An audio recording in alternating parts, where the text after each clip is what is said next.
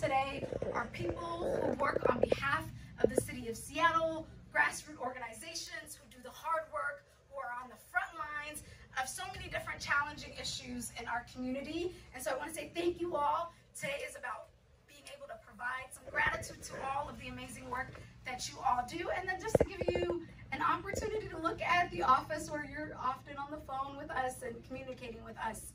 We're lucky enough to have Mayor Harrell, who is here with us today.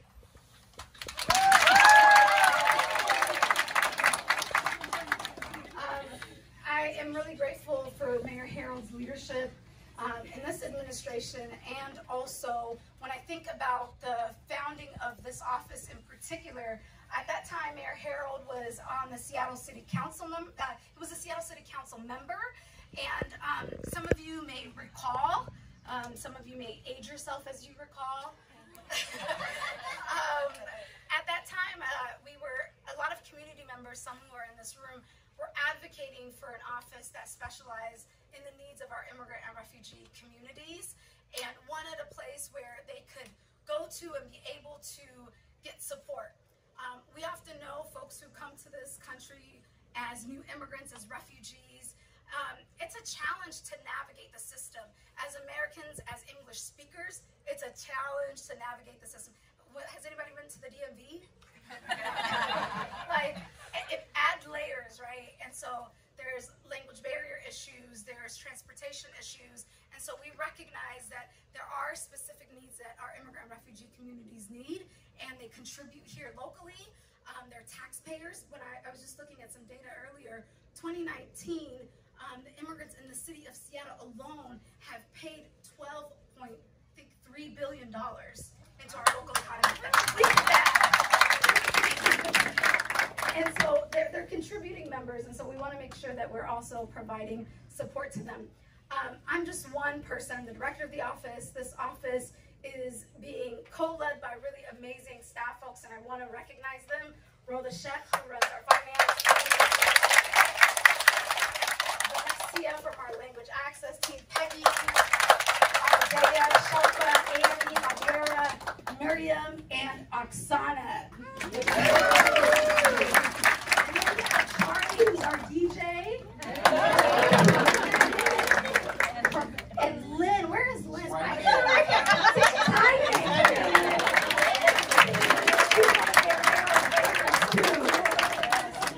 And Lynn, these guys are the folks who are communicating with you often and who do such amazing work. I want to pass the mic to Mayor Harrell to share some remarks, but I also want to recognize Deputy Mayor Emery, who I report to, and who is an Ethiopian woman herself, who's often advocating for so many of you guys at that higher level and making sure that the mayor is also up to date with what is going on in our communities. And so I want to thank her for her leadership. Thank you for bringing your full soul. And Mayor Harrell doesn't need any more introductions. You all know the incredible work he's doing on behalf of the city of Seattle. This event wasn't on his agenda today, but he prioritizes the needs of our community, and he showed up for us. So please help give him a warm welcome. I want to make sure the folks in the back can hear what I'm about to say, because I'm going to say something extremely profound. I hear you. Why'd you guys not? Shut. Hey, Siri. Give me something very profound to say tonight. I have to have a little fun in this job, because the work that you all are doing is so critically important right now. And right before this event, I was up at St. Therese School talking to 4th and 5th graders, very diverse group. And I asked them a question. I said, well, what are your superpowers and what are your gifts, and what do you see in each other? Because we can talk about our differences all day long. And it's really cool to understand our differences. What food do you like to eat? Tell me about your mother. Tell me about your father. Tell me about your language. Tell me about how you deal with grief. Tell me what you think goes beyond this life of ours on earth. I want to know about how you were raised. And if you'd be so kind to listen about how I was raised, maybe we have journey together, we'll realize how much we have in common. And is this step toward commonality that I believe with all my heart. And what I try to do as mayor, I'm very blessed to be the mayor, very privileged to be the mayor, but I just try to hire smart, capable, committed leaders like Hamdi.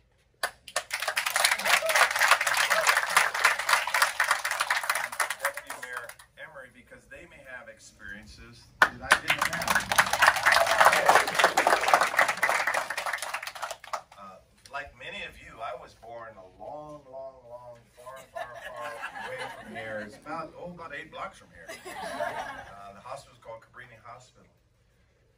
And so I don't understand, or I didn't experience the immigrant or refugee or asylum seeker experience. But if this country is going to be great, if this city is going to be phenomenal, if we're going to tap into our brilliance, we have to be welcoming. And we have to realize that at the heart of hate is ignorance, and that we can't be ignorant because we are smart people here in Seattle. Yes. So, particularly this office, first of all, I don't think this has ever been done before in city's history, welcoming like this. This is why you bring in new talent. The Office of Immigrant and Refugees, they're taking what the kind of work we're trying to do to a whole different level, and the community-based organizations, what you're doing for your communities. Quite frankly, I think this is our time. Now, I'm not afraid to talk about elephants in the room. That's the elephant right now. I'm just kidding. I've been picking on Mark all day. I don't know why I was picking on the last man.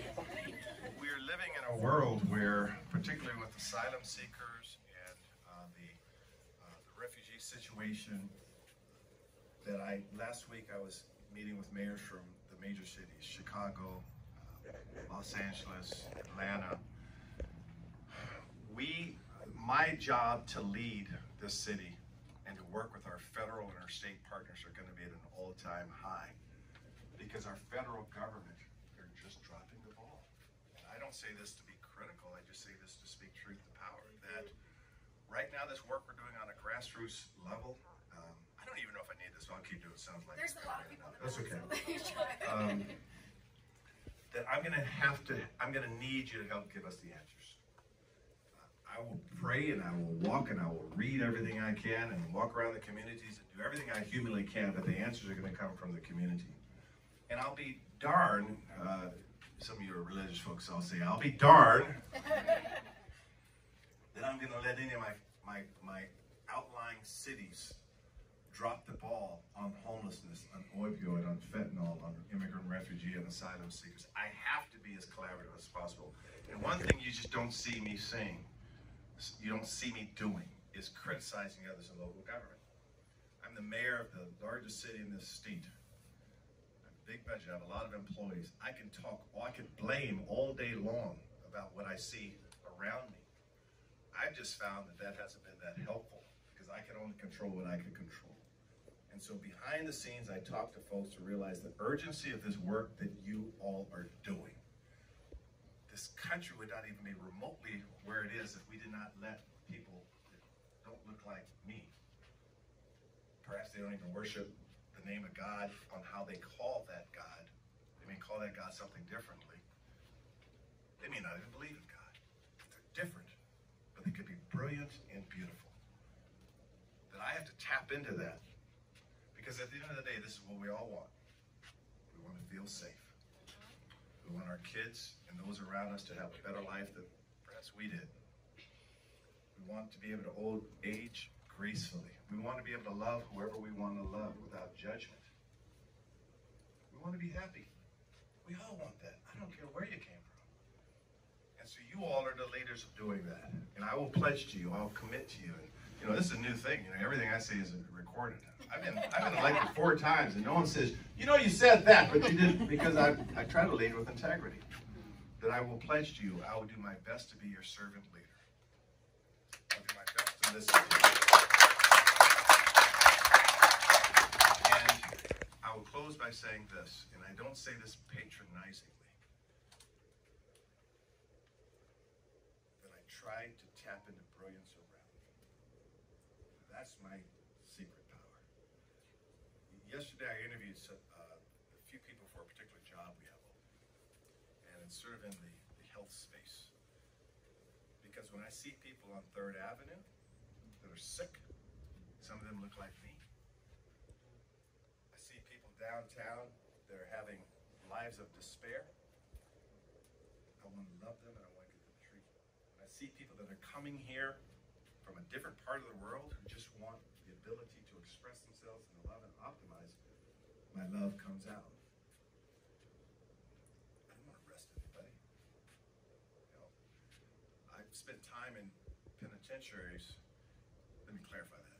Let me clarify that.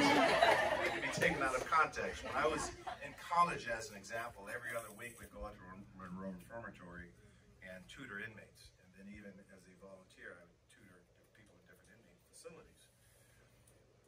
I don't want anyone to be incarcerated like that. That's not my leadership style. I'm relying on you to help me to lead with love. Okay. That's my bottom line. That is my close. That is my mic drop. And I get yelled at sometimes in this position, and that's okay. I got thick skin. Because I surround myself around smart, capable, loving people with the right hearts. And I know right now in this entire room,